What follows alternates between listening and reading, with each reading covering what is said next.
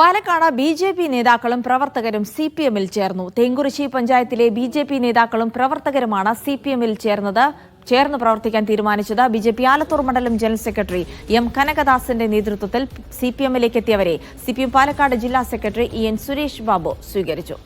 സാജിദ് അജ്മൽ വിവരങ്ങൾ നൽകും. സാജിദ്, ഈ പ്രവർത്തകർ ബി.ജെ.പി. വിട്ട് സി.പി.എമ്മിലേക്ക് എത്താനുണ്ടായ സാഹചര്യം എന്താണ്?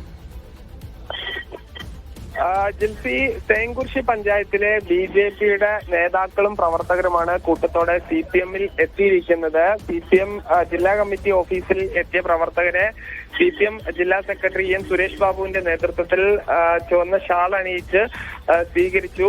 ആലത്തൂർ ബി.ജെ.പി. നിയോജക മണ്ഡലം സെക്രട്ടറി എം കനകദാസ് ഉൾപ്പെടെയുള്ള പ്രവർത്തകരാണ് ബി.ജെ.പി. വിട്ട് സി.പി.എമ്മിൽ ചേർന്നിരിക്കുന്നത്.